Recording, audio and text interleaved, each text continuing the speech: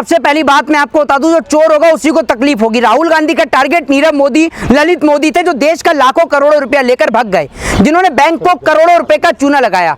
राहुल गांधी के टारगेट पे नीरव मोदी और ललित मोदी थे, लेकिन जो डिफॉर्मेशन का जो केस हुआ उसमें यह कहा गया कि राहुल गांधी ने जो है वो ओबीसी समाज का अपमान किया है, जबकि राहुल गांधी खुद एक विपक्ष के नेता हैं और राहुल गांधी की पार्टी को एससी, एसटी, ओबीसी, माइनॉरिटी और सभी लोगों के वोट की जरूरत होती है। तो कोई भी पॉलिटिकल लीडर किसी का अपमान कर ही नहीं सकता है। दूसरी सबसे बड़ी बात कि जब नरेंद्र मोदी जी सदन में खड़े होकर ये बोलते हैं रेणुका चौधरी को कि वो सुपरनखा है, तो आप एक बात बताइए, उन पे कोई कार्रवाई नहीं होती है। शहीद हेमंत करकरे का अपमान करने वाली साध्वी प्रज्ञा ठाकुर पे कोई कार्रवाई नहीं होती है। और भी तमाम लोग हैं जो असेंबली में बैठ के फॉरेन वीडियो देखते हैं, उन पे कोई कार्रवाई नहीं होती है। अनुराग ठाकुर पे कोई कार्रवाई नहीं होती है। तो आखिर इन लोगों पे कार्रवाई क्यों नहीं होती है? इसके पीछे का रीजन क्या है? मोदी का अपमान, देश का अपमान। कैसे भाई मोदी का अपमान, देश का अपमान? एक बात आप मुझे बताइए, आप डेमोक्रेसी में रहते हैं, कोई हिटलर शाही में नहीं रहते हैं। डेमोक्रेसी के अंदर प्रधानमंत्री से सवाल पूछना लोगों का एक फंडामेंटल राइट है, और मोदी का अपमान, देश का अपमान कैसे हो सकता है भाई? एक बात आप मुझे बताइए, आप हर किसी की कंपैरिजन देश से कर देते हैं। आज विपक्ष के ऊपर जो है गिरफ्तारी की तलवार लगातार हर जगह से लटकी हुई है। आज आपने देखा होगा कि हाईकोर्ट से जो है वो उद्धव ठाकरे, आदित्य ठाकरे, संजय राउत, तीनों का जो है वो सम्मन जारी हो गया है। उधर अखिलेश यादव को और असदुद्दीन ओवैसी को नोटिस जारी हो गया है। तो नरेंद्र मोदी जी मेरे ख्याल से इस देश के अंदर साल 2024 का अंतिम और आखिरी चुनाव होगा, मुझे ऐसा लग रहा है, क्योंकि जिस तरीके से पूरे विपक्ष को उठाकर जेल के अंदर बंद करने की एक साजिश रची जा रही है, कश्मीर से कन्याकुमारी तक, कभी टीएमसी के नेता जेल जाते हैं, कभी आम आदमी पार्टी के नेता जेल जा रहे हैं, कभी आरजेडी के नेता जेल जा रहे हैं, तो कभी आपने देखा होगा कि कांग्रेस के नेता जेल जा रहे हैं, तो कभी किसी की संसद की सदस्यता रद्द हो रही है। एक बात आप मुझे बताइए, बीजेपी के नेताओं के ऊपर ना कोई सीबीआई, ना कोई ईडी, ना इनकम टैक्स, ना कोई आईडी, ना कोई आईबी, जबकि इनकी पार्टी के नेता एक से बढ़कर एक चोर और डकैत है, इनके ऊपर कोई कार्रवाई नहीं हो रही है। आप एक बात मुझे बताइए, क्यों? इसमें जाके ये कहते हैं कि मैं दुर्भाग्य से सांसद हूं। अरे भाई आप एक बात मुझे बताइए, दुर्भाग्य से सांसद है, एक बात आप मुझे बताइए ना, उसके बाद तो आपने यही कर दिया आकर,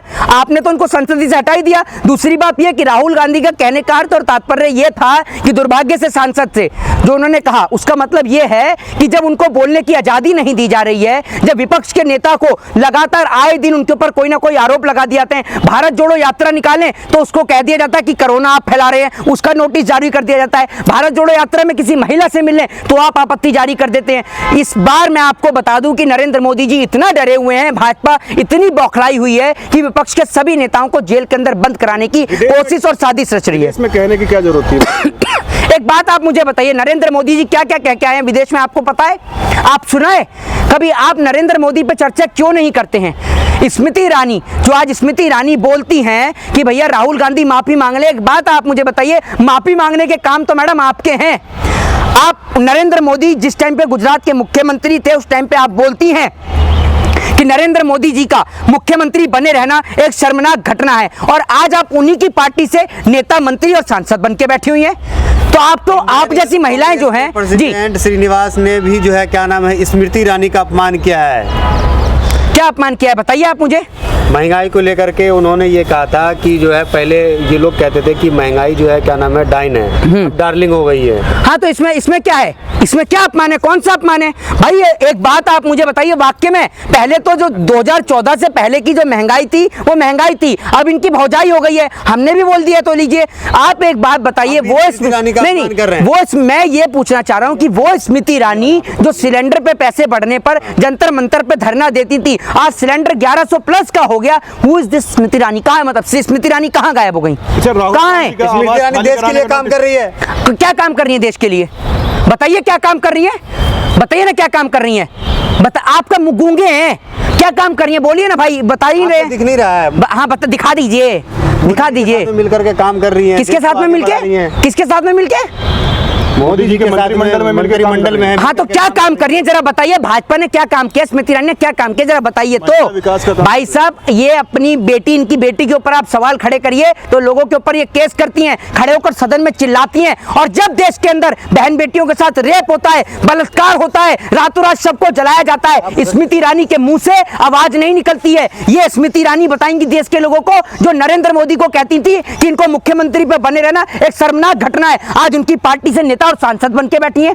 ये स्मृति ईरानी लोगों को राष्ट्रवाद का पाठ पढ़ाएंगी हैं? राहुल गांधी जी का जो आवास है उसको खाली कराने की बात हो रही है। राहुल गांधी का आवास खाली हो गया तो क्या हुआ? राहुल गांधी के लिए पूरे देश की जगह आप राहुल गांधी का आवास खाली करवाइए, चाहे अखिलेश यादव का कराइए, चाहे ममता बनर्जी का कराइए। सुन लीजिए, अरे सुन लीजिए, सुन लीजिए, मान कर अब जाएंगे विदेश रहने के लिए, क्यों जाएंगे? बंगला खाली करवाया जाएगा। सुन लीजिए आप और आप सुन लीजिए, मेरी बात सुनिए। आप और आपके पिताजी एक बार को वहां विदेश जा सकते हैं, राहुल गांधी क्यों जाएंगे देश छोड़कर? जिसके पिताजी ने हैं, आपके पिताजी हैं आप इस तरीके से बात नहीं, मैंने कहा आप और आपके, हाँ बिल्कुल, आप और आपके पिताजी जा सकते हैं। मैंने क्या गलत कहा है? ये इनके मानसिक संतुलन खराब है। इस पत्रकार का डेली हिंद जाहिद इसका नाम है, सुनिए, इसका मानसिक संतुलन खराब है। ये कह रहा है कि मैंने ये बोला कि आप और आपके पिताजी एक बार को विदेश जा सकते हैं, लेकिन राहुल गांधी नहीं जा सकता। बिल्कुल नहीं जा सकता। जिसके पिताजी ने अपना सर्वोच्च न्यौछावर कर दिया, जिसकी दादी ने अपना सर्वोच्च न्यौछावर कर दिया, वो देश को छोड़कर जाएंगे? हैं? देश को लूटा है भाजपा वाले। जिस स्कूल से पढ़कर आपने पत्रकारिता करी है ना, जरा पूछिएगा वो स्कूल कौन बना के गया था? नरेंद्र मोदी बना के गए थे क्या? नरेंद्र मोदी ने टॉयलेट बनाया है, अपने बच्चे को शौचालय में पढ़ाइए, और अगर दम है तो नरेंद्र मोदी के बनाए हुए स्कूल में अपने बच्चों को पढ़ाकर दिखाओ, मान जाऊंगा। और नेहरू जी की बात करते हैं ना, बैंकों का राष्ट्रीयकरण किसने किया? एम्स किसने बनाए? अस्पताल किसने बनाया? इसरो किसने बनाया? और आप लोग आज जिन पर सवाल खड़े कर रहे हैं, आपका तो जमीर बिकाऊ है, किसी कार्यालय में पड़ा हुआ है, पता नहीं कितने पैसों में अपना सौदा कर गए। सभी के लिए सुनिए, सभी पत्रकार के लिए नहीं कह रहा हूं मैं ये बात। ये जैसा जो ये जो दलाल पत्रकार जो यहाँ खड़े हैं ना, इनका ये जो कह रहे हैं, ये अपनी टीआरपी के लिए लोगों को उकसाते हैं, जगह जगह इनका जाके यही काम है, ठीक है ना? मोदी का अपमान, देश का अपमान बता रहे हैं। कैसे हो गया मोदी का अपमान, देश का अपमान? देश के प्रधानमंत्री हैं, संवैधानिक पद पे बैठे हुए हैं। भाई एक बात आप मुझे बताइए, सावरकर, एक बात आप मुझे बताइए, सावरकर को आप देशभक्त मानते हैं? बताइए ना, अरे भौंकिए मुंह से, बोलिए। पूरा देश मानता है। आप मानते हैं? बड़े बड़े नेता मानते हैं। अरे भाजपा के, मेरी बात सुन लीजिए, भाजपा के नेता तो जो है बाहर निकलने के बाद में बलात्कारियों को भी फूल की माला पहनाते हैं, तो आप भी पहनाते हैं बलात्कारियों को फूल की माला?